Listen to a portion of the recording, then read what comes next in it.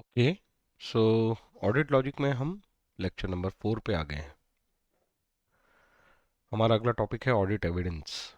और ऑडिट के बेसिक्स में बहुत ही इंपॉर्टेंट टॉपिक है ऑडिट एविडेंस। एविडेंस वो चीज़ है जिसके बेसिस पे कोई भी ऑडिटर अपना ओपिनियन एक्सप्रेस कर पाता है। मतलब कोई भी ऑडिटर जो भी अपना ओपिनियन एक्सप्रेस कर रहा है, सपोज वहीं से हम शुरू करते हैं कि किसी क्लाइंट को एज एन ऑडिटर हम कोई एश्योरेंस सर्विस दे रहे हैं, और एश्योरेंस सर्विस में हम जो भी अपना ओपिनियन बना के रिपोर्टिंग कर रहे हैं, वो ओपिनियन यू कैन से बेस्ड होना चाहिए। वो ओपिनियन बेस्ड होना चाहिए ऑन ऑडिट एविडेंस। बिना एविडेंस के आप अपना कोई ओपिनियन मत दो, ना ही देना चाहिए। ठीक है, इट इज एक्सपेक्टेड कि ऑडिटर अपना जो भी ओपिनियन दे रहा है उसका बेस एविडेंस है। सवाल ये है कि एविडेंस आएगा कैसे, कैसे हम एविडेंस कलेक्ट करेंगे। तो ऑडिट प्रोसीजर जब हम परफॉर्म करते हैं तो एविडेंस कलेक्ट होता है। तो इंपॉर्टेंट वर्ड क्या होगा? To express an audit evidence, auditor need to perform audit procedure and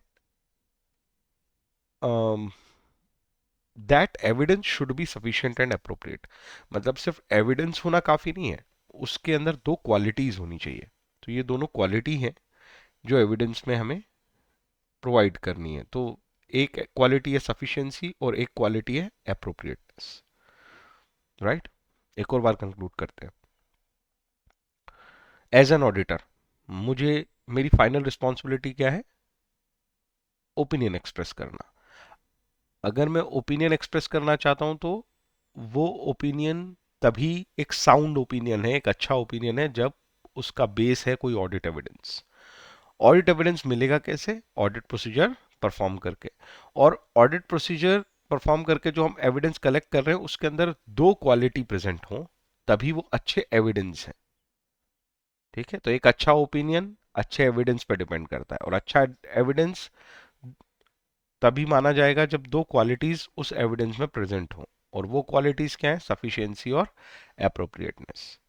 और ये एविडेंस कलेक्ट कैसे होते हैं? ऑडिट प्रोसीजर को परफॉर्म करके। मैंने 2 या 3 बार इस चीजों को इसलिए रिपीट किया ताकि तुम इन सेंटेंसेस और इन वर्ड्स को कनेक्ट कर पाओ। ठीक है, आगे चलते हैं। ऑडिट एविडेंस में अभी आपने कहा कि दो क्वालिटी प्रेजेंट होनी चाहिए। जो भी ऑडिट एविडेंस हम कलेक्ट कर रहे हैं बाय डूइंग ऑडिट प्रोसीजर, वो एविडेंसेस सफिशिएंट होने चाहिए और वो एविडेंसेस अप्रोप्रिएट होने चाहिए। तो कैसे हम किसी एविडेंस की सफिशिएंसी या अप्रोप्रिएटनेस मेजर करेंगे, या किन फैक्टर्स पे ये सफिशिएंसी और अप्रोप्रिएटनेस डिपेंड करेगी? तो जो सफिशिएंसी है उसके जो फैक्टर्स हैं वो हैं एमआरएस। शॉर्टकट में बोलते हैं एमआरएस, ऐसे दिमाग में रखना है। फिर से अगेन, एज एन ऑडिटर मुझे ऑडिट एविडेंस कलेक्ट करने हैं। जो भी एविडेंस मैं कलेक्ट करूंगा उसमें क्वालिटी होनी चाहिए कि वो सफिशिएंट हो। सफिशिएंट हो मतलब यहां मैं क्वांटिटेटिव टर्म में बात कर रहा हूं। मतलब उन एविडेंस की क्वांटिटी जो है वो कितनी हो तो मैं सफिशिएंट मान लूंगा। तो हमारे दिमाग में जो सवाल चल रहा है एज एन ऑडिटर कि मैंने एविडेंसेस जो कलेक्ट किए हैं वो सफिशिएंट है या नहीं, मतलब उनकी क्वांटिटी पे सवाल है, नंबर ऑफ एविडेंसेस पे सवाल है, कितने एविडेंसेस कलेक्ट करूंगा।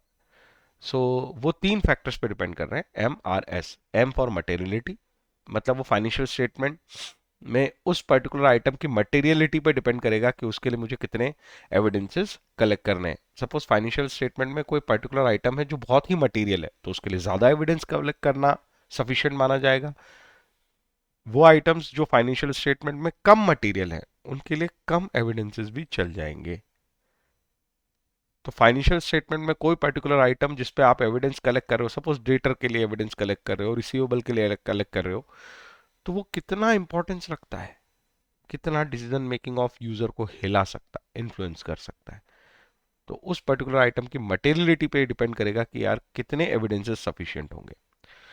रोमम, रोमम आर फॉर रोमम, रोमम भी एक एब्रीवेशन है, रिस्क ऑफ मटेरियल मिसस्टेटमेंट। मट रिस्क ऑफ मटेरियल मिसस्टेटमेंट मतलब किसी पर्टिकुलर आइटम में मटेरियल मिसस्टेटमेंट हो सकती है ना, पूरा ऐसा सेंटेंस बनेगा, किसी पर्टिकुलर आइटम में मटेरियल मिस स्टेटमेंट हो सकती है। मटेरियल यहां पे केवल एडजेक्टिव है, मेन वर्ड है मिस स्टेटमेंट। मिस स्टेटमेंट हो सकती है मतलब गलती हो सकती है, आप उसके अमाउंट में गलती हो सकती है, उसके नेचर पे गलती हो सकती है, कैपिटल नेचर को रेवेन्यू नेचर बना दिया या अमाउंट में गलती कर दी। तो risk of material miss statement का मतलब हुआ किसी पर्टिकुलर आइटम में गलती होने का चांस। तो जिन आइटम में रिस्क ज्यादा होगी गलती होने की रिस्क ज्यादा होगी जिन आइटम्स में, उन आइटम्स में ज्यादा एविडेंस की जरूरत पड़ेगी। ठीक है, तो जिन आइटम्स की मटेरियलिटी ज्यादा है उन आइटम्स में हमें ज्यादा एविडेंस चाहिए। जिन आइटम्स में risk of material miss statement ज्यादा है, उसमें मटेरियल वर्ड पे फोकस मत करो, मिस स्टेटमेंट पे फोकस करो। छोटे मोटे मिस स्टेटमेंट की बात नहीं हो रही है, मटेरियल मिस स्टेटमेंट की बात हो रही है, बस इतना है। ठीक है, तो ये दोनों ही केस में अगर मटेरियलिटी हाई है या रिस्क हाई है तो हमें ज्यादा एविडेंस की जरूरत पड़ेगी। Size and character of the population, जो भी डेटा हमारे सामने है उसकी जो अमाउंट है, अगर उस वो अमाउंट बड़ा है या वो कॉम्प्लेक्स किसी वो कॉम्प्लेक्स आइटम है। कॉम्प्लेक्स आइटम का मतलब होता है जिसके अंदर जिसको एनालाइज करना इतना आसान नहीं है, तो फिर हमें ज्यादा एविडेंसेस की जरूरत पड़ेगी। ठीक है, तो size and nature of population पे भी डिपेंड करता है। तो MRS तीन चीजों पे डिपेंड करता है कि मुझे कितने एविडेंसेस जुटाने होंगे, मतलब मुझे कितनी क्वांटिटी में एविडेंस चाहिए। सफिशिएंसी मतलब मुझे कितनी क्वांटिटी में एविडेंस चाहिए, और कितनी क्वांटिटी में एविडेंस चाहिए वो तीन फैक्टर्स पे डिपेंड करता है। मैं मेरी क्वांटिटी उस हिसाब से तय करूंगा। कौन कौन सी चीजें हैं जिनको मुझे ध्यान रखना होगा जब मैं क्वांटिटी ऑफ एविडेंस के बारे में सोच रहा हूँ। तो क्वांटिटी एंड ऑफ एविडेंस के बारे में सोचते समय मुझे जिन आइटम्स के ऊपर मैं एविडेंस कलेक्ट कर रहा हूँ वो मटेरियल कितने हैं, उनमें रिस्क ऑफ मटेरियल मिसस्टेटमेंट कितनी है, और size nature of size nature and complexity of that amount पे भी डिपेंड करेगा कि मुझे कितने एविडेंसेस कलेक्ट करने चाहिए। ठीक है, दूसरा कैरेक्टरिस्टिक, जब मैं ऑडिट एविडेंस कलेक्ट करता हूं तो मुझे दूसरा कैरेक्टरिस्टिक क्या चाहिए इन ऑडिट एविडेंस में।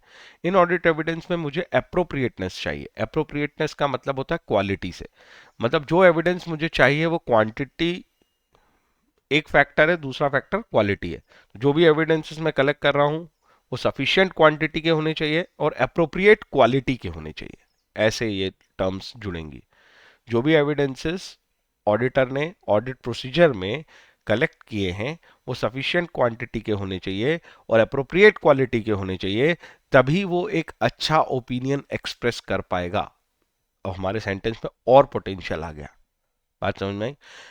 क्वालिटी, कैसे हम कहते हैं कि कोई एविडेंस जो है उसमें क्वालिटी है, वो एक अच्छी क्वालिटी का एविडेंस है जब वो लॉजिकल कनेक्शन एस्टेब्लिश कर पाए आइटम के साथ। जो एविडेंस है वो लॉजिकल कनेक्शन एस्टेब्लिश कर पाए आइटम के साथ। एग्जांपल के लिए समझो कि अगर सपोज तुम थर्ड पार्टी कंफर्मेशन ले पाते हो किसी पर्टिकुलर आइटम पे, तो वो एक ज्यादा बेटर बेटर क्वालिटी होती है, बजाय इसके कि आपने इंटरनल सोर्स से एविडेंस लिया है। तो कंपनी ने खुद जो डॉक्यूमेंट्स और पेपर्स क्रिएट किए हैं उनको एविडेंस बनाने की बजाय किसी थर्ड पार्टी के द्वारा क्रिएटेड एविडेंस को ज्यादा क्वालिटी का माना जाएगा, ज्यादा अप्रोप्रिएट माना जाएगा। ठीक है, जैसे बैंक कोई डॉक्यूमेंट कलेक्ट कर रहा है, क्रिएट कर रहा है, और एज एन ऑडिटर आप बैंक के डॉक्यूमेंट पे रिलाई कर रहे हो, दैट मीन्स वो ज्यादा बेहतर ऑडिट एविडेंस है जो कंपनी ने खुद क्रिएट किया है। जैसे एग्जांपल के लिए बैंक स्टेटमेंट ज्यादा रिलायबल है एज कंपेयर टू जो बैंक अकाउंट लेजर बनाया है कंपनी ने। ठीक है, तो रिलायबिलिटी एक बहुत इंपॉर्टेंट फैक्टर और हो जाता है। तो एक होता है रिलेवेंस और एक होता है रिलायबिलिटी। रिलेवेंस से क्या मतलब है सर, एक बार रिलेवेंस और बताओ। देखो, कुछ इंफॉर्मेशन जो हमें पता चलती है, जैसे प्रोविजन ऑन डाउटफुल डेट बनाया, तो प्रोविजन फॉर डाउटफुल डेट का रिलेवेंस आपको कहां से मिलेगा? तो प्रोविजन ऑफ डाउटफुल डेट का रिलेवेंस मतलब लॉजिकल कनेक्शन आपको पॉलिसीज से मिल सकता है ना? तो कौन से वाली इंफॉर्मेशन के लिए कौन सा डॉक्यूमेंट देखना है, ये चीज बहुत इंपॉर्टेंट है, इसको रिलेवेंसी बोलते हैं। तो जो एविडेंस आप कलेक्ट कर रहे हो वो लॉजिकली कनेक्ट होना चाहिए आपकी आइटम से जिसके ऊपर आप ऑडिट कर रहे हो, जिसको आप स्क्रूटनाइज कर रहे हो। और रिलायबिलिटी तो मैंने अभी समझाई दिया कि थर्ड पार्टी जो एविडेंसेस होते हैं वो ज्यादा रिलायबल होते हैं। ये एग्जांपल है, सही शब्दों में इसको कैसे लिखेंगे? जो भी इंफॉर्मेशन आप कलेक्ट करो एज एन एविडेंस वो कंप्लीट और एक्यूरेट होनी चाहिए, और source of information is very important. जैसे मैं कह रहा हूं थर्ड पार्टी, हर चीज पे थर्ड पार्टी इंफॉर्मेशन मिल जाएगी ऐसा भी नहीं हो पाएगा, बहुत सारे आइटम होंगे जिस पर नहीं मिलेगी। तब भी जितना रिलायबल सोर्स तक जा सकते हो वहां तक जाओ, क्रॉस कंफर्मेशन करो। ठीक है, जैसे डेटर्स के केस में, क्रेडिटर्स के केस में क्रॉस कंफर्मेशन कर सकते हो। कोई लोन दिया है कंपनी ने या लोन लिया है कंपनी ने, उसके लिए आप ये कर सकते हो। डायरेक्टर को लोन दिया है तो फिर देखो क्या कंपनीज एक्ट के हिसाब से डायरेक्टर को लोन देना आर्टिकल में इसको ऑथराइज किया गया है, नहीं किया गया है? सिर्फ डायरेक्टर को लोन की व्यवस्था है या दूसरे लोगों को भी लोन की व्यवस्था है? क्योंकि कंपनीज एक्ट इस पे बहुत स्पेसिफिक है, केवल उन्हीं डायरेक्टर को लोन दिया जा रहा है, दिया जा सकता है जो in the capacity of employee हो, बाकी डायरेक्टर्स को नहीं दिया जा सकता। तो कंपनी के डॉक्यूमेंट्स बताएंगे, कंपनी के डॉक्यूमेंट्स चेक करने पे पता चलेगा बाकी इंप्लॉइज को लोन दे रही है कि नहीं कंपनी। ये जस्ट एग्जांपल है, ये सब रेफर करने की वहाँ एग्जाम में जरूरत नहीं है, जस्ट मैं दिमाग में कनेक्ट करने के लिए बना रहा हूँ। एग्जाम में तो इतना ही रेफर करना है कि जो भी ऑडिट एविडेंस है उसमें दो क्वालिटी प्रेजेंट होनी चाहिए, एक सफिशिएंसी और एक एप्रोप्रिएटनेस। क्वांटिटेटिव टर्म में भी ऑडिट एविडेंस, एक मैं उसकी क्वांटिटी पे ध्यान दूंगा, दूसरे में क्वालिटी पे ध्यान दूंगा एज एन ऑडिटर। क्वांटिटी पे ध्यान दूंगा तो मैं ये देखूंगा यार वो सफिशिएंट हो, और सफिशिएंट तब होंगे जब, वो तो डिपेंड करता है, किसी भी चीज का सफिशिएंट होना डिपेंड करता है दूसरे फैक्टर्स पे। तो यहाँ पे ऑडिट एविडेंस की क्वांटिटी सफिशिएंट है या नहीं, ये तीन फैक्टर्स पे डिपेंड करता है, एमआरएस, मटेरियलिटी, रोमम, और size and nature and complexity of amount. जहां तक बात है एप्रोप्रिएटनेस ऑफ ऑडिट एविडेंस की, तो वो क्वालिटी की बात कर रहे हो, और अगर क्वालिटी की बात कर रहे हो ऑडिट एविडेंस की, तो क्वालिटी किस पे डिपेंड करेगी? एविडेंस की क्वालिटी डिपेंड करेगी, पहली चीज लॉजिकल कनेक्शन बना रहा है क्या वो एविडेंस, दैट मींस रिलेवेंसी, और दूसरा रिलायबिलिटी। दो आर हैं, एक रिलेवेंट एक रिलायबल क्वालिटी के लिए। और रिलायबल तब होगा जब जब हम इस चीज को कंसिडर करेंगे कि भाई जो भी एविडेंस हमने कलेक्ट किया है वो कंप्लीट है, वो एक्यूरेट है, और वो ऐसे सोर्स से लिया गया है जिस सोर्स पे रिलाई किया जा सकता है। ऑडिट एविडेंस के ऊपर एक तो हमने पूरा स्टेटमेंट जैसा समझ लिया जिसको हम बार बार यूज कर पाएंगे, कि कोई भी ऑडिटर जब अपना ओपिनियन एक्सप्रेस करना चाहता है तो उसे जरूरत है अपने ओपिनियन को बेस करे वो ऑडिट एविडेंसेस पे, है ना? जो ऑडिट एविडेंसेस हैं वो कैसे कलेक्ट करेगा? वो ऑडिट प्रोसीजर में उसे ऑडिट एविडेंस मिलेंगे। जो ऑडिट एविडेंस उसे मिले उसमें दो क्वालिटी होनी चाहिए, एप्रोप्रिएटनेस और सफिशिएंसी। सफिशिएंसी डिपेंड करेगी एमआरएस पे, और एप्रोप्रिएटनेस डिपेंड करेगी रिलेवेंसी और रिलायबिलिटी पे। रिलेवेंसी का मतलब है लॉजिकल कनेक्शन, और रिलायबिलिटी का मतलब है, रिलायबिलिटी का मतलब है एक्यूरेसी, एक्यूरेट होंगे तो रिलायबल होंगे। सोर्स ऑफ इंफॉर्मेशन, जितना थर्ड पार्टी सोर्स होगा उतना रिलायबल होगा। आई होप मेरी बात समझ में आ गई। आगे चलते हैं। ये एक बहुत इंपॉर्टेंट कंसेप्ट है, जब कोई क्वेश्चन हम हैंडल कर रहे होंगे ऑडिट में, तो वहां पे हो सकता है कि हमें क्वालिटी वाइज तो अच्छे एविडेंस मिल गए पर क्वांटिटी वाइज अच्छे नहीं मिल रहे हैं। ये एक बहुत इंपॉर्टेंट सिनारियो है। जो भी एविडेंसेस आपको आपने ऑब्टेन किए हैं, you have obtained audit evidences during your audit procedure, but those evidences are you can say reliable and relevant, quality wise they are okay, but sufficient नहीं है, एमआरएस में कहीं गड़बड़ हो रही है, तो क्या हमारा काम चल जाएगा? Okay, this situation is okay, क्योंकि क्वालिटी तो अच्छी है ना, भले कम एविडेंसेस मिले पर क्वालिटी तो अच्छी है ना, दैट इज ओके। यहां पे कहीं यू कैन से आपको ट्रस्ट का लेवल आपका थोड़ा कम हो सकता है, बट ट्रस्ट तो है ना, भरोसा तो है, क्योंकि क्वालिटी सही है, जो भी एविडेंस मिला है वो रिलेवेंट भी है, मतलब वो लॉजिकली कनेक्ट भी करता है और रिलायबल भी है, बट उसकी क्वांटिटी कम मिली है, दैट इज ओके। लेकिन इसका वाइस वर्सा नहीं चलेगा, इसका वाइस वर्सा नहीं चलेगा। देखो दोनों ही मिल जाएं तो कोई दिक्कत ही नहीं है, क्वालिटी भी हाई है, क्वांटिटी भी हाई है, that is a good evidence, और बड़े भरोसे के साथ आप अपना ओपिनियन एक्सप्रेस कर सकते हो उस पर बेस करके। लेकिन जब एक चीज ज्यादा मिल रही है, दूसरी चीज कम मिल रही है, तो हमें क्वालिटी प्रिफर करनी है, क्वांटिटी नहीं। अगर क्वांटिटी हाई है और क्वालिटी नहीं मिल रही है, तो ऐसी क्वांटिटी का क्या करोगे? वो कचरा है, उस पर रिलाई कैसे करें? सिर्फ क्वांटिटी ज्यादा मिल गई है लेकिन क्वालिटी हम उस पे यू कैन से ट्रस्ट नहीं क्रिएट कर पा रहे, तो वो नहीं चलेगा। तो मैंने इसको शॉर्ट में लिख दिया है, क्वालिटी हाई तो क्वांटिटी, और quantity low, you can go with it, तुम अपना ओपिनियन एक्सप्रेस कर सकते हो और काम चला सकते हो। आई होप मेरी बात समझ में आ रही है। लेकिन इसका वाइस वर्सा हो, वाइस वर्सा का मतलब है कि क्वांटिटी हाई हो और क्वालिटी लो हो तो फिर काम नहीं चलेगा, ऐसे एविडेंसेस के बेस पे हम अपना ओपिनियन एक्सप्रेस नहीं करेंगे एज एन ऑडिटर। आगे चलते हैं।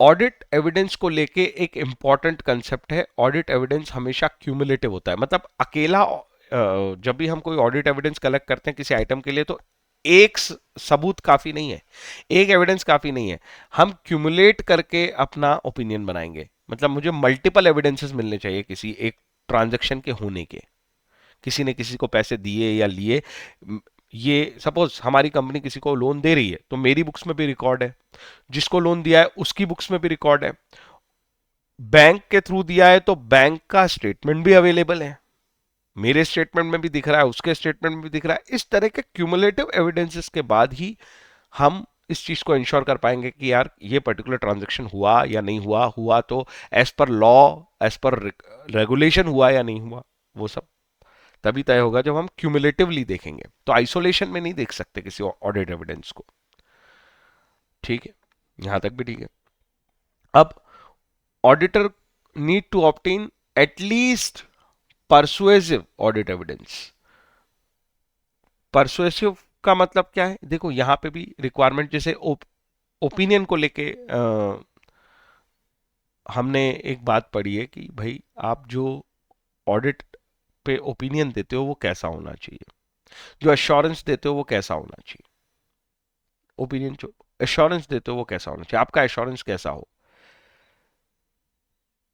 तो रीजनेबल एश्योरेंस काफी होता है ना, एक टर्म यूज की थी रीजनेबल एश्योरेंस, और रीजनेबल एश्योरेंस ये बता रहा होता है यार कोई मटेरियल मिस स्टेटमेंट नहीं बची है, या हमने जब ऑडिट किया तो फाइनेंशियल स्टेटमेंट में हमें कोई मटेरियल मिस स्टेटमेंट नहीं मिली। मिस स्टेटमेंट छोटी मोटी हो सकती है बट कोई मटेरियल मिस स्टेटमेंट नहीं है, यह है रिलायबल एश्योरेंस। इसी तरीके से जब आप ऑडिट एविडेंस कलेक्ट कर रहे हो तो ऑडिट एविडेंस कंक्लूसिव होने चाहिए, हमेशा कन्विंसिंग होने चाहिए, ऐसा जरूरी नहीं है, परसुएसिव भी चलेंगे। परसुएसिव का मतलब वही वाली बात हो गई कि भाई हम अपने आप को समझा सकते हैं कि हाँ ठीक है एविडेंस तो मिला, जैसे मैंने अभी समझाया था कि क्वालिटी वाइज हाई मिल गया, तुम्हें क्वालिटीज मिल गई हैं एविडेंस में, क्वांटिटी उतनी सफिशिएंट नहीं है एविडेंसेस की, चला लो के काम। ये परसुएसिवनेस और वो जो मैंने बात समझाई थी, ये एक दूसरे को यू कैन से कॉम्प्लीमेंट करती हैं, कि क्वालिटी वाइज एविडेंस मिल गया, क्वांटिटी वाइज नहीं भी मिला तो काम चल जाएगा। ठीक है, लेकिन परसुएसिव भी ना हो एविडेंस, ऐसा नहीं चलेगा, तुम परसुएड नहीं कर पा रहे हो अपने आप को, समझा नहीं पा रहे हो अपने आप को उस एविडेंस पे कि हाँ ये ट्रांजेक्शन मुझे ठीक लग रहा है, तो फिर नहीं चलेगा। परसुएसिव तो होने चाहिए, पर कन्विंसिंग की या कंक्लूसिव एविडेंस की जरूरत नहीं है। वो वो एक्सपेक्ट नहीं किया जाता एविडेंस को लेके कि हमेशा इतने एविडेंस मिल जाएंगे कि हम कंक्लूड कर सकेंगे हर बार। No, it is not expected. ये इतना आसान काम नहीं है, राइट? तो ये मार्जिन दिया गया है ऑडिटर को कि परसुएसिव ऑडिट एविडेंस चल जाएंगे। जैसे वहां पे भी एक मार्जिन दिया गया ऑडिटर को, क्योंकि टाइम कॉस्ट ये फैक्टर्स की वजह से इट इज नॉट पॉसिबल कि आप बहुत डिटेल में जाके ऑडिट कर सकोगे, इसलिए वहां पे एक मार्जिन दिया गया कि आप जो अश्योरेंस दे रहे हो वो रीजनेबल अश्योरेंस भी होगा तो चल जाएगा। वैसे ही मार्जिन यहां दिया गया कि एविडेंस कलेक्ट करने में भी तो टाइम और कॉस्ट का बहुत इंपॉर्टेंस है। ऑडिटर के पास टाइम भी लिमिटेड है और उसे लिमिटेड कॉस्ट में ही काम करना है क्योंकि उसकी फीस डिसाइडेड है। तो टाइम कॉस्ट बेनिफिट को नजर में रखते हुए ये अलाउ किया जा रहा है ऑडिटर को कि भाई परसुएसिव एविडेंस भी मिल जाए तो सफिशिएंट होंगे, उसके ऊपर आप अपना ओपिनियन बना सकते हो। आई होप बात समझ में आ गई। From where to obtain audit evidence, ये सवाल आता है कि भाई मैं कहां से लाऊंगा। अभी मैंने बात, ऑडिट एविडेंस ऑडिट प्रोसीजर में मिलते हैं। तो ये तो बताया सर आपने किस टाइम पे ऑडिट एविडेंस मिलेंगे। एक होता है ऑडिट प्लानिंग का स्टेज, एक होता है ऑडिट प्रोसीजर परफॉर्म करने का स्टेज। पर जब मैं ऑडिट प्रोसीजर परफॉर्म कर रहा हूँ तब कहां से मिलेंगे? कहां से का मतलब है कि मैं क्या कहां से एक्सट्रैक्ट करूंगा एविडेंस को। तो एग्जांपल सिंपल है, जैसे आप अपनी बुक्स ऑफ अकाउंट देखते हो वहां से एविडेंस मिलेंगे। आप जिसके साथ ट्रांजैक्शन किया है, जिसके साथ लेन देन हुआ है, एक अपोजिट पार्टी होती है, उसकी बुक्स ऑफ अकाउंट देखो अगर पॉसिबल हो सके तो।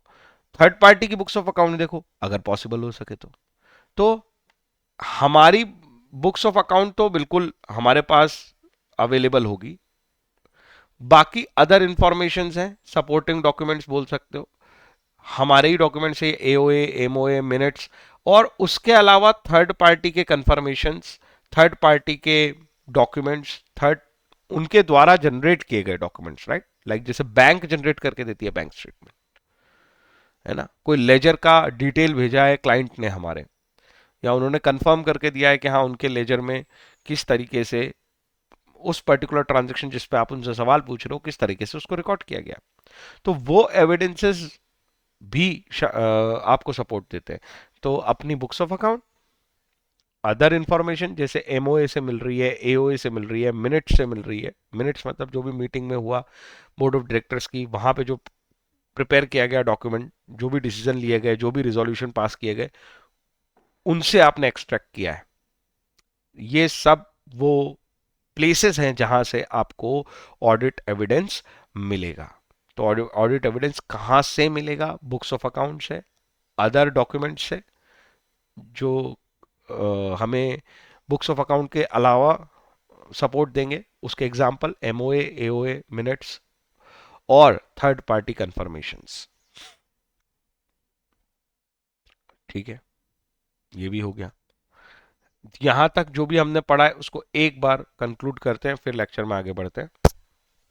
फटाफट बोलेंगे, ठीक है? मैं आगे नहीं जा रहा, मैं नहीं दिखा रहा आगे ऊपर क्या है, मैं फिर बाद में दिखाऊंगा। एक बार कोशिश करो। सबसे पहले तो कोई भी ऑडिटर अगर अपना ऑडिट ओपिनियन एक्सप्रेस करना चाहता है तो वो ऑडिट ओपिनियन बेस्ड होगा ऑडिट एविडेंस पे, और वो ऑडिट एविडेंस जो है वो कलेक्ट होंगे ऑडिट प्रोसीजर में। और ऑडिट एविडेंस जो आप ऑडिट प्रोसीजर में कलेक्ट कर रहे हो उनके अंदर दो क्वालिटी प्रेजेंट होनी चाहिए। एक, वो सारे ऑडिट एविडेंस सफिशिएंट भी हैं और अप्रोप्रिएट भी है। कोई पर्टिकुलर ऑडिट एविडेंस सफिशिएंट है या नहीं, मतलब उसकी क्वांटिटी हमें उतनी मिली या नहीं जितनी एक्सपेक्टेड थी, ये तो डिपेंड करता है कि जिन पर्टिकुलर आइटम्स को आप स्क्रूटनाइज कर रहे हो उनकी मटेरियलिटी क्या है, उनकी रिस्क ऑफ मटेरियल मिसस्टेटमेंट क्या है, और size, nature and complexity of the population क्या है जिस डेटा पे आप एनालाइज कर रहे हो। मतलब MRS पे डिपेंड करता है सफिशिएंसी। रही बात किसकी? एप्रोप्रिएटनेस।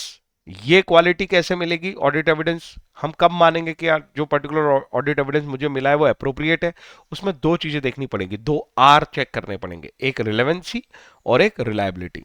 रिलेवेंसी का मतलब होगा कि कोई पर्टिकुलर ऑडिट एविडेंस रिलेवेंट है या नहीं, वो इस चीज पर डिपेंड करेगा कि क्या वो लॉजिकल कनेक्शन एस्टेब्लिश कर पा रहा है जो क्लेम किया जा रहा है फाइनेंशियल स्टेटमेंट में कि भैया मेरा डेटर है, तो जो एविडेंस मिला है वो लॉजिकल कनेक्शन बना पा रहा है क्या उससे? और जहां तक बात है रिलायबिलिटी की, तो रिलायबिलिटी किस पे डिपेंड करती है? रिलायबिलिटी का मतलब होता है कि भाई जो भी ऑडिट एविडेंसेस हमें मिल रहे हैं वो एक्यूरेसी को दर्शा रहे हैं, कंप्लीटनेस को दर्शा रहे हैं। एक्यूरेसी, कंप्लीटनेस और थर्ड पार्टी कंफर्मेशन या सोर्स ऑफ इंफॉर्मेशन बोल सकते हो। सोर्स ऑफ इंफॉर्मेशन से यह तय हो जाता है कि कोई पर्टिकुलर ऑडिट एविडेंस रिलायबल है या नहीं है। यहां तक कोई दिक्कत नहीं है, ये तो बेसिक बात हो गई थी। उसके बाद हमने एक रिलेशनशिप पढ़ा। वो रिलेशनशिप क्या था? क्वालिटी हाई, क्वांटिटी लो, क्वांटिटी हाई, क्वालिटी लो, या दोनों हाई या दोनों लो। इतने ही बन सकते हैं ना कॉम्बिनेशन। भाई दोनों ही हाई हैं, quality and quantity of audit evidence, फिर तो आराम से भरोसे के साथ बनाओ अपना ओपिनियन। अच्छा ऑडिट एविडेंस मिला है। अगर क्वालिटी हाई है क्वांटिटी लो है, चल जाएगा, बाकी दोनों केस नहीं चलेंगे। आगे चलते हैं। उसके बाद हमने एक कहानी समझी कि एक मार्जिन दिया है तुम्हें, ठीक है, जो भी बोल लो आप, आईसीआई ने दिया है, इंटरनेशनल भी ये मार्जिन अवेलेबल है कि जो भी ऑडिट एविडेंस मिलेंगे वो परसुएसिव होंगे तो भी चलेंगे, they need not to be conclusive. Okay.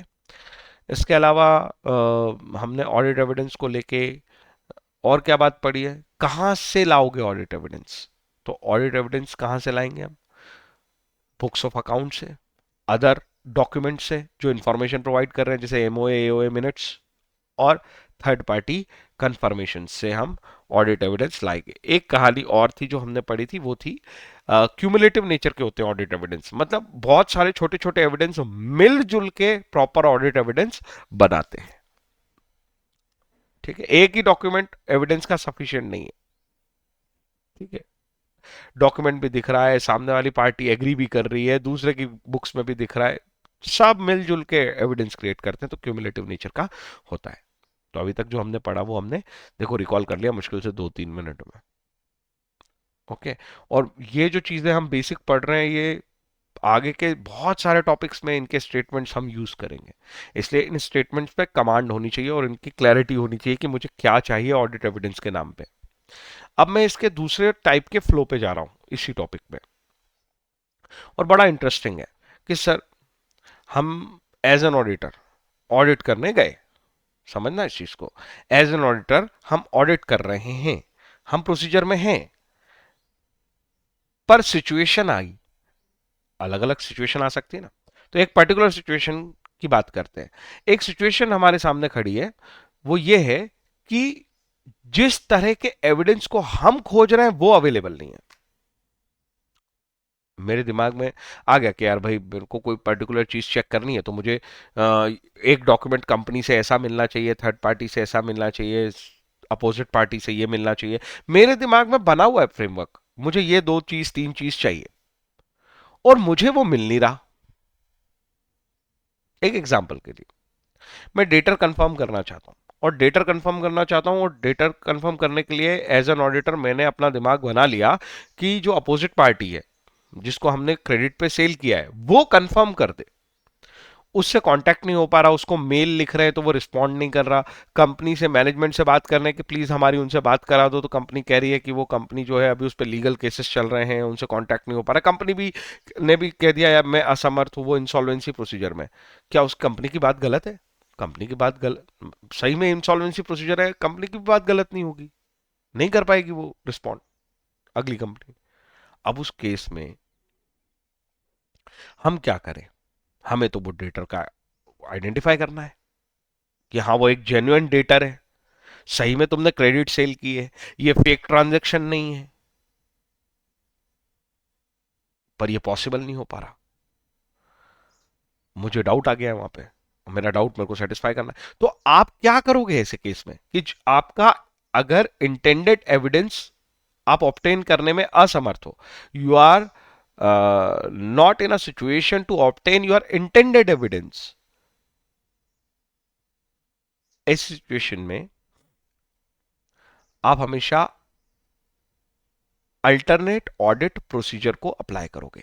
Alternate procedure का मतलब क्या है? दूसरा रास्ता ढूंढो, उसी चीज को कंफर्म करने का, है ना। जैसे होता है ना कि यार हम किसी एक डेस्टिनेशन पे जाना चाह रहे थे, हमने एक रोड सोच रखा था, उस रोड पे हम चलते हुए जा रहे थे, आगे जाके वहां पे जाम मिला, वहां से जाने का रास्ता नहीं है, तो आप दूसरा रास्ता ढूंढते हो सेम डेस्टिनेशन पहुंचने का।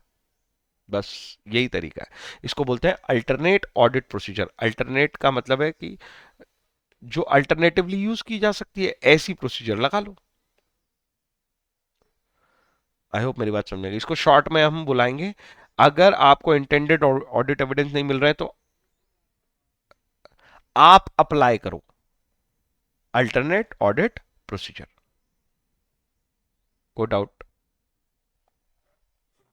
आगे चलते हैं।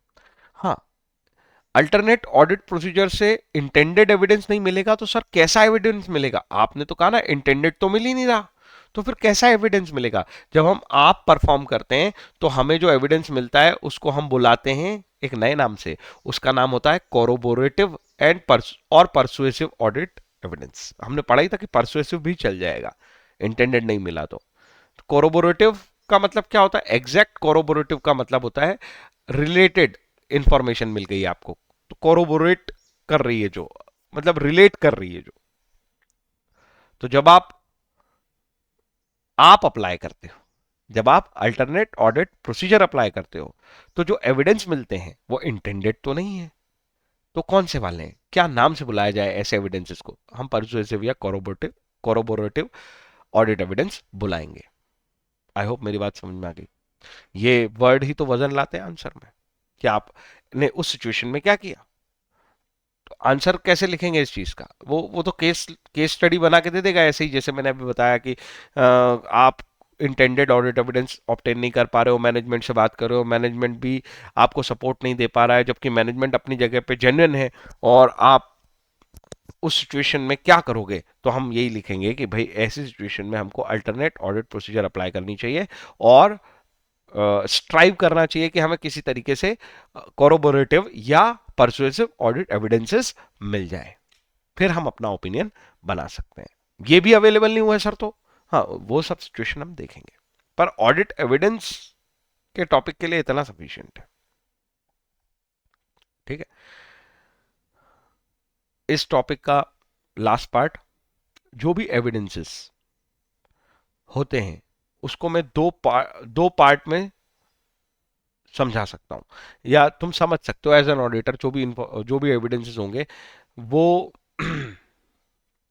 बेसिकली तो इंफॉर्मेशन है ना। एविडेंस मतलब भी क्या होता है? इंफॉर्मेशन ही होती है। तो एक तो उनको देखा करो सोर्स के नजरिए से, कि जो भी एविडेंसेस है उनका सोर्स क्या है। तो एविडेंसेस का सोर्स हो सकता है या तो इंटरनल या फिर एक्सटर्नल। इंटरनल सोर्स का मतलब होता है जो एंटिटी के अंदर ही ओरिजिनेट होते हैं, और एग्जाम्पल हो सकते हैं BRS, bank reconciliation statement. External evidences, इसका मतलब है कि ये एविडेंसेस ओरिजिनेट हुए हैं, ये इंफॉर्मेशन कहां से आ रही है? ये इंफॉर्मेशन आ रही है आउटसाइड द एंटिटी, और एग्जांपल हो सकते हैं बैंक स्टेटमेंट, और ज्यादा रिलायबल बैंक स्टेटमेंट होते हैं, ये बात मैं ऑलरेडी समझा चुका हूं। जो भी इंफॉर्मेशन आप कलेक्ट करते हो, मतलब जो भी एविडेंसेस आप कलेक्ट करते हो, वो विजुअल नेचर के भी होते हैं, ओरल नेचर के भी होते हैं, और रिटर्न नेचर के भी होते हैं। ज्यादा जो है कंक्लूसिव क्या होंगे? तो रिटर्न ज्यादा कंक्लूसिव होंगे। लेकिन ज्यादा आसान कौन से होंगे? विजुअल ऑब्टेन करना आसान होंगे। कई बार राइटिंग के बाद भी हम विजुअल एविडेंस ऑब्टेन करते हैं। एग्जांपल के लिए इन्वेंट्री जब कैलकुलेट होती है, इन्वेंट्री जब वैल्यू होती है, तब हम विजुअली देखना चाहते हैं कि हाँ वो सारी इन्वेंट्री प्रेजेंट है। केवल डॉक्यूमेंट देख के हमारा काम नहीं चलता। तो ऐसा नहीं कि रिटर्न हमेशा सबसे बेटर है, no, it's not like that. वो डिपेंड करता है कौन से और कौन से आइटम पे आप ऑडिट करना चाहते हो, कौन से आइटम को आप स्क्रूटनाइज करना चाहते हो, उस पर डिपेंड करता है। तो तीन नेचर होते हैं, तीन तरह के ऑडिट एविडेंस मिल सकते हैं। विजुअली ऑब्टेन कर सकते हो आप, ओरली ऑब्टेन कर सकते हो, राइटिंग में ऑब्टेन कर सकते हो। दो सोर्स होते हैं, इंटरनल, जो हमारी ही एंटिटी जिसका ऑडिट करने गए हैं उसी ने जनरेट के दिए वो इंफॉर्मेशन, उसी ने डॉक्यूमेंट जनरेट करके दिए हैं। और एक होते हैं एक्सटर्नल, जो बाहर से जनरेट होके आए हैं, बाहर से हम इंफॉर्मेशन ले रहे हैं। So that's it. Total 35 minutes हुए हैं, और अभी देखो 3 या 4 मिनट में हम ये पूरा रिकॉल कर लेते हैं कि हमने क्या क्या पढ़ा।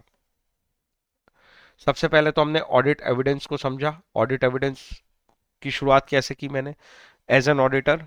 इसका पहले तो इंपॉर्टेंस समझा है, ये जो पूरी तीनों लाइनें ये इंपॉर्टेंस समझा रही कि आखिर मुझे ऑडिट एविडेंस क्यों चाहिए। एज एन ऑडिटर मुझे ओपिनियन एक्सप्रेस करना है किसी फाइनेंशियल स्टेटमेंट पे, तो फाइनेंशियल स्टेटमेंट के हर आइटम पे ओपिनियन एक्सप्रेस होता है। अगर मैं डिटेल में चले जाऊं तो असेट पे भी करना है, लाइबिलिटी पे भी करना है।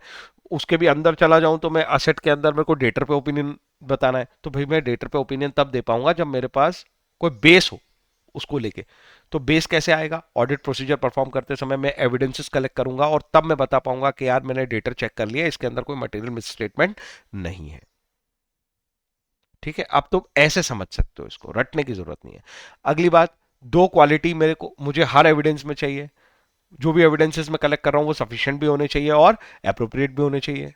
सफिशिएंसी के लिए मैं तीन चीजें चेक करूंगा, MRS, materiality, risk of material misstatement, और size nature of the population. ठीक है। अप्रोप्रिएटनेस के लिए मैं दो दो आर चेक करूंगा, एक रिलेवेंसी एक रिलायबिलिटी।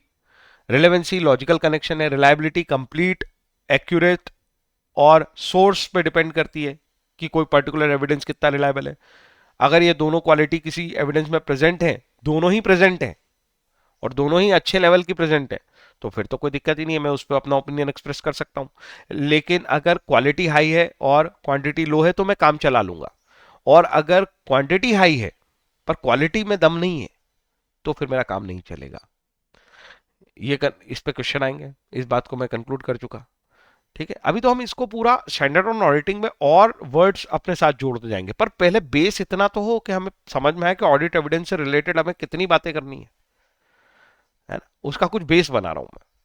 अभी तो और फर्दर बातें भी होंगी। ठीक है, पर इतना बेस अगर तुम्हारे पास होगा ना तो तुम्हें सब समझ आएगा। अगली बात, ऑडिट एविडेंस जो है वो क्यूमुलेटिव नेचर के होते हैं, मिलजुल के अच्छा ऑडिट एविडेंस बनता है। ऑडिट एविडेंस ऑडिट एविडेंस पे एक मार्जिन मिला हुआ है तुम्हें कि परसुएसिव ऑडिट एविडेंस भी ले लोगे तो भी चल जाएगा, जरूरी नहीं कि तुम्हें कंक्लूसिव एविडेंसेस चाहिए। ये स्टेटमेंट्स दिमाग में आते रहने चाहिए और इसको रिकॉल करो एक दो बार,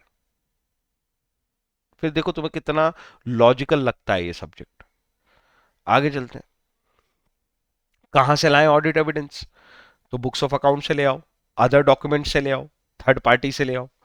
ठीक है भाई, फिर हमने एक टोन ही चेंज कर दी टॉपिक की, ऑडिट एविडेंस पे एक दूसरे तरीके से बात करना शुरू करी कि ऐसी सिचुएशन में फंस गए, ऑडिट प्रोसीजर कर रहे हैं, एविडेंस कलेक्ट करने की कोशिश कर रहे हैं लेकिन इंटेंडेड ऑडिट एविडेंस नहीं मिल रहा है। ऐसी सिचुएशन में ऑडिटर क्या करे, ऐसी सिचुएशन में auditor alternate audit procedure apply करेगा। अल्टरनेट ऑडिट प्रोसीजर में इंटेंडेड एविडेंस तो नहीं मिलेगा, हाँ, पर एटलीस्ट कोरोबोरेटिव या परसुएसिव एविडेंस तो मिले उसे, तभी वो ओपिनियन एक्सप्रेस करेगा। तो ये नहीं कि अल्टरनेट ऑडिट प्रोसीजर लगा दी तो आप ओपिनियन दे सकते हो, नहीं, वहां पे भी एविडेंस तो चाहिए और कम से कम परसुएसिव तो चाहिए। एंड उसके बाद जो है लास्ट टॉपिक हमने पढ़ा कि एविडेंसेस के सोचने के लिए हम दो तरीके से सोचते हैं, एक तो एविडेंसेस कहां से लाएंगे और दूसरा जो एविडेंसेस हैं उनके नेचर कैसे हो सकते हैं। आप ओरली ऑब्टेन कर सकते हो, विजुअली ऑब्टेन कर सकते हो, राइटिंग में ऑब्टेन कर सकते हो, और लाएंगे कहां से, इंटरनली ला सकते हो, एक्सटर्नली ला सकते हो। इंटरनल का मतलब वो सारी इंफॉर्मेशन जो विद इन ऑर्गेनाइजेशन ओरिजिनेट हो रही है और वो सारी इंफॉर्मेशन जो आउटसाइड ऑर्गेनाइजेशन ओरिजिनेट हो रही है। ये देखो 3 से 4 मिनट में खत्म। अब ये 3-4 मिनट का ही है, बस ये 3-4 मिनट 2-3 बार दे दो, आज कल परसों ऐसे, बस 4 मिनट रोज ऑडिट एविडेंस पे, फिर देखो कितनी कमांड आती है। ओके, फिर मिलते हैं।